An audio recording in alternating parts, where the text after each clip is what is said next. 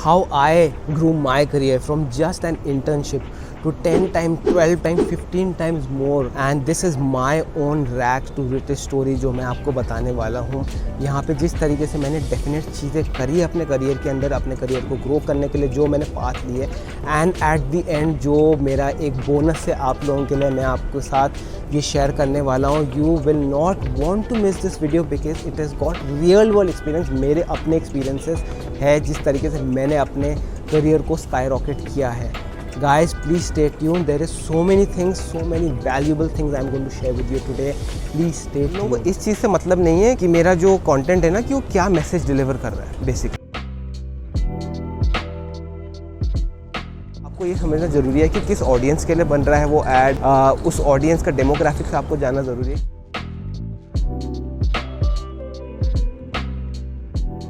Learning to manage your time will be your biggest asset going forward. आप जब इस चीज़ को सीख लोगे अब तभी आपका जो ग्रोथ चार्ट है ऊपर जाने लग जाएगा।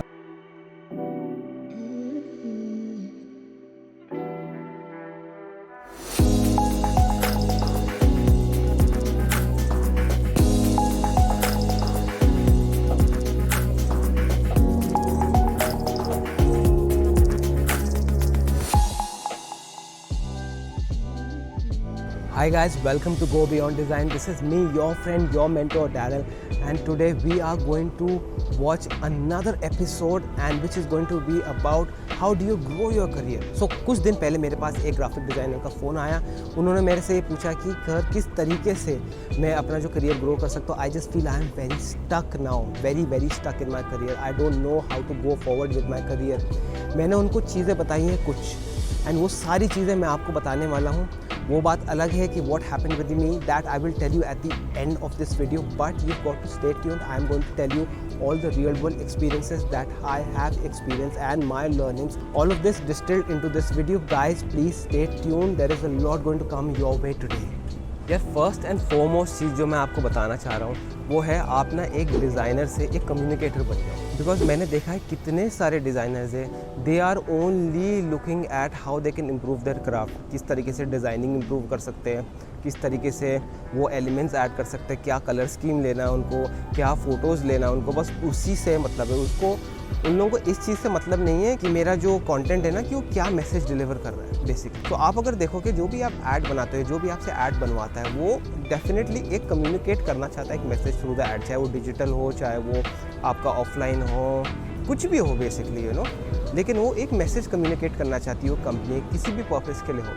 अब प्रॉब्लम ये है कि हम लोग जब बहुत स्क्यूड हो जाती है हमारी जो पर्सपेक्टिव है कि हमको सिर्फ जो उसको ना विजुअली ब्यूटीफुल दिखाना और कुछ हमें इससे मतलब नहीं है कि वो क्या डिलीवर कर रहा है मैसेज की नहीं। हमारा काम कंप्लीट होना चाहिए because we want to become the best designer in this industry. Now what really happens is that एक भी क्रिएटिव, किसी भी क्रिएटिव को बनाने के लिए अगर आपने भी नोटिस किया होगा कि जो विजुअल एलिमेंट्स लगते हैं वो तो लगते हैं ही, लेकिन साथ साथ जो होता है रिटन एलिमेंट्स भी लगते हैं, थॉट लगता है उसको पीछे बनाने का।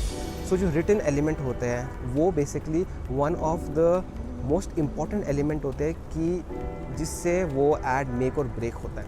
If you don't get that communication, that written content right, जो भी आप विजुअल लगा दो, कितना भी अच्छा विजुअल बना दो, I don't think so it is going to reap any good result, and that is my personal opinion. लेकिन मैं ये मानता हूँ कि अगर आप एक कंटेंट जो है अपने कंटेंट डेवलप नहीं कर सकते अपने ऐड के लिए, if you cannot write a basic ad copy for your ads, then that is a big problem. Do whatever it takes to understand how to write an ad copy और how to develop your own content for your advertisement. Yes, you might have support of copywriters and other content creators, but at the same time आपको इतनी understanding होनी चाहिए। अगर आपका जो add है उसके अंदर सब कुछ ठीक है लेकिन वो कम्युनिकेट ही नहीं कर पा रहा है कि उसको बोलना क्या है ऐड को, उसका जो पर्पस ही सॉल्व नहीं हो रहा, जो रिटन कम्युनिकेशन ही एक्यूरेट नहीं है, तो उसका कोई फ़ायदा नहीं है। So my first advice to you would be understand how to write an ad copy, at least a basic one.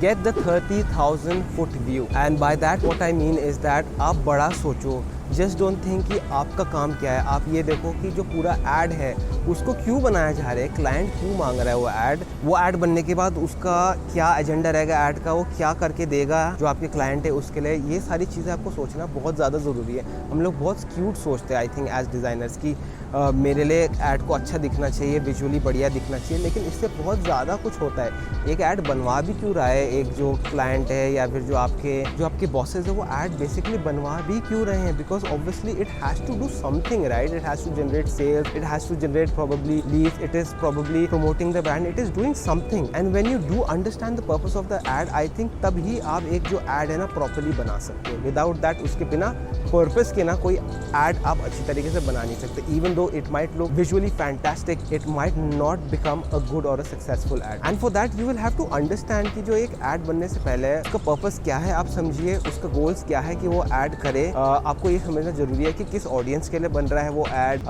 उस ऑडियंस का डेमोग्राफिक्स आपको जानना जरूरी है, किस प्राइस पॉइंट के लिए वो एड है। अगर बहुत महंगा प्रोडक्ट है तो आपको इस तरीके का डिजाइन करना पड़ेगा, बहुत सस्ता प्रोडक्ट तो इस तरीके से आपको डिजाइन करना पड़ेगा। So there is basically a lot of things that you will have to consider before right into developing or designing this ad. So I just suggest to take the 30,000 foot view and then dive into the ad making process.